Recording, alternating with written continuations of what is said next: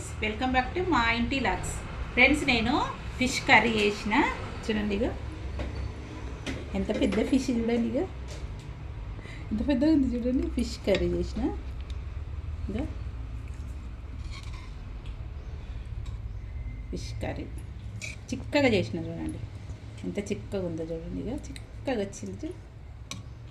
ఇక ఇక ఇక్కడ ఇగో ఫిష్ వేయించిన. ఫిష్ ఫ్రై కూడా చేసిన. చూడండి ఫ్రెండ్స్, చూసిండ్రా?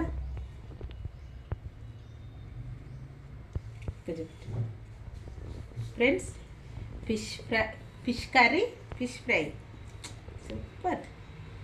కొంచెం టేస్టీగా చెప్తా.